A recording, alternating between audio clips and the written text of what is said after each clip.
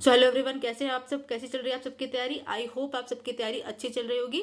इस वीडियो में हम बात करेंगे, सबसे पहले दो टॉपिक्स के बारे में बात करेंगे। एक तो हम मैगजीन के बारे में बात करेंगे, दूसरी टेस्ट सीरीज के बारे में हम बात करेंगे।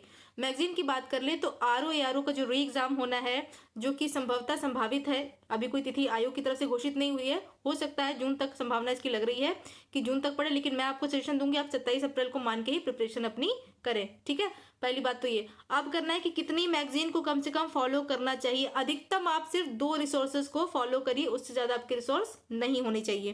ठीक, पहला क्वेश्चन तो आपका ये हो गया। दूसरा क्वेश्चन है कि किसे फॉलो करना चाहिए। मोस्ट इंपॉर्टेंट क्वेश्चन है कि किसे फॉलो करना चाहिए। सबसे पहले अगर मैं बात कर लूं, मंथली मैगजीन आपको जो फॉलो करनी चाहिए वो है आपकी क्रॉनिकल। ठीक है, क्रॉनिकल मैगजीन को आप फॉलो करिए मंथली। दूसरा, आप किसी एक रिसोर्स जो आपको लगता है कि बहुत सही है, जो आपको, जिसकी लैंग्वेज आपको समझ में आती है। दूसरे नंबर पे मैं आपको कहूँगी आप दृष्टि को फॉलो करिए, ज़्यादा अच्छा रहेगा। ठीक है, इन दोनों को आप फॉलो करिए। और कब से कब तक का फॉलो करना है, ये क्वेश्चन भी आप सभी का बनता है। तो जो एग्जाम की उम्मीद है, जो अभी मैंने आपको बोला कि आप अप्रैल मान के चलो। ठीक है, एक चीज़ ये है कि अप्रैल मान के आप लोग कहेंगे कि नहीं अप्रैल नहीं जून, सेफ जोन में रहना है, अप्रैल मान के चलो। बढ़ जाता है कोई बात नहीं, लेकिन अगर जून को मान के तैयारी करते हो, पहले एग्जाम आ जाता है तो दिक्कत में आ जाओगे। तो सेफ जोन के लिए आप अप्रैल को मान के चलिए। कब से हमको फॉलो करना है, मैं आपको सजेस्ट करूंगी आप जून 2024 से फॉलो करिए। ठीक है, जून 2024 से फॉलो करिए हर मैगजीन को, एंड देन उसके साथ नोट्स बनाते हुए चलिए। पहले आपको क्या करना है, आपने मैगजीन ली, तुरंत आपको उसके नोट्स नहीं बनाने हैं।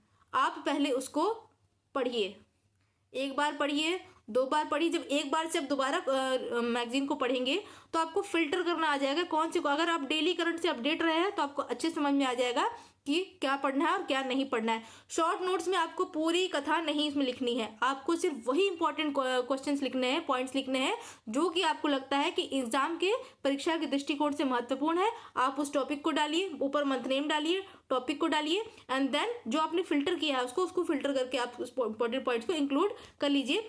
कोई भी अगर टॉपिक आप लिखते हैं, कोई भी टॉपिक आप लिखते हैं तो इतना लिखिए कि कम से कम एक पैरा में उसकी समाप्ति हो जाए, उससे ज्यादा आपको नहीं लिखना। लेंदी नोट्स नहीं बनाने, क्योंकि इसका नाम ही शॉर्ट नोट्स है, तो शॉर्ट में आपको लिखना है। शुरुआत से अगर लिखना शुरू कर देंगे तो हर पॉइंट आपको इंपॉर्टेंट लगेगा। एक बार पढ़िए, 2 बार पढ़िए, उसके बाद दूसरे से तीसरी बार जब आप पढ़ेंगे तो आपको समझ में आ जाएगा कि क्या चीज़ हमको याद हो रही है और क्या हम भूल सकते हैं। आप उसको नोट्स बना लीजिए। जुलाई, अगस्त, सितंबर, इस तरह करते हुए आपको बनाना है। 1 से 2 रिसोर्स आप फॉलो करिए। पहला मैंने आपको क्रॉनिकल बताया, दूसरा उससे आप दृष्टि को फॉलो कर सकते हैं। ठीक है, तीसरी चीज आपको क्या करनी है, आपको शॉर्ट नोट्स तो बनाना ही बनाना है मंथली। आप उसमें करिएगा 3 सेक्शन आपने डिवाइड कर लीजिएगा। ठीक है, एक होता है आपका दिवस का सेक्शन, एक होता है युद्धाभ्यास का। यहाँ से क्वेश्चन बनते ही बनते हैं, दिवस और उनकी थीम, युद्धाभ्यास। आप अलग अलग मंथ में ऐसे खोजते हुए चलेंगे, दिक्कत हो जाएगी, तो 3 पेज अपने आप छोड़ दीजिए। 3 सेक्शन आप जितने पेज आपको लगते हैं आप उतना छोड़ दीजिए। एक दिवस के लिए बना लीजिए और थीम लिख दीजिए। ठीक है, डे एंड थीम। दूसरा आप लिख लीजिए उसमें युद्धाभ्यास, महत्वपूर्ण युद्धाभ्यास, किन देशों के बीच हुआ, कब हुआ, वो तिथि। आपका एक लास्ट टाइम जब रिवाइज करने जाएंगे एक तरफ आपका पूरा हो जाएगा। ठीक है, तीसरा सेक्शन आपको क्या बताना है, बुक्स एंड ऑथर, और चौथा एक और इंक्लूड कर ली, अवार्ड। ये 4 सेक्शन जो होते हैं आपके एक जगह होने चाहिए और एक लाइन में होने चाहिए, ताकि आप लास्ट टाइम में अच्छी तरह से उसको रिवाइज कर सको। 1 से 2 रिसोर्सेज उठाइए, शॉर्ट नोट्स इनकी बनाइए, और उसके बाद जब आप क्वेश्चन सॉल्व करेंगे तब आपको समझ में आएगा कि कहाँ से क्वेश्चन फंस रहे हैं और कहाँ से क्वेश्चन हम नहीं कर पा रहे हैं। ठीक, ये तो हो गई आपकी मैगजीन के बारे में कि आपको कौन सी मैगजीन फॉलो करनी है। दूसरा आपका क्या है, दूसरा आपका टेस्ट सीरीज के बारे में बहुत सारा क्वेश्चन आ रहा है कि टेस्ट सीरीज कब से ज्वाइन करें, क्या रिवीजन के साथ करें, क्या करें। पहली चीज है, आप अपना एक डेली प्लान लेके बैठिए। आप पता है कि आपको ये सब्जेक्ट पढ़ना, इस सब्जेक्ट का कौन सा टॉपिक पढ़ना है, और ये आपका टास्क होना चाहिए कि आपको कब तक अपना रिवीजन कंप्लीट करना है। रिवीजन के साथ साथ भी टेस्ट दीजिए, एंड देन रिवीजन के बाद भी दीजिए। ठीक है, रिवीजन के बाद भी दीजिए। ओके, आप जैसे मैंने 27 अप्रैल आप लोग से कहा, तो 20 मार्च तक अपना रिवीजन आप कंप्लीट कर लीजिए। आपने जैसे आप ज्योग्राफी के सेक्शन को आपको उठाया, ठीक है, आपने 3 टॉपिक उसमें से उठाए, 3 टॉपिक अपना टास्क रख लीजिए, ज्योग्राफी के आपने तीनों पढ़े। उन तीनों को पढ़ने के बाद देन आपको क्या करना है, आपको उससे रिलेटेड अगर आपको टेस्ट सीरीज मिल जाए, क्वेश्चंस मिल जाए, आप उनको सॉल्व करिए। टेस्ट सीरीज मिल जाए तो बहुत बेटर है। मार्केट में ऐसे बहुत सारे प्लान्स भी आ रहे हैं जो प्लान्स के साथ डेली टारगेट्स के साथ आपको डेली क्वेश्चन देते हैं, आप उनको फॉलो कर ले तो ज़्यादा बेटर रहेगा। देन उसके बाद जब आपका कंप्लीट हो जाता है, आपको हर टॉपिक के साथ यही करना है, आपने दिन में उसको पढ़ा, रात में टाइमर लगा के बैठ जाइए, 30 मिनट में उसके क्वेश्चन आप सॉल्व करिए। उसमें PYQ भी इंक्लूड होना चाहिए आपका, और अगर आपको टेस्ट के कुछ क्वेश्चन मिल जा रहा है तो वो और बेटर है। ठीक है, 20 मार्च तक आपने कंप्लीट कर लिया।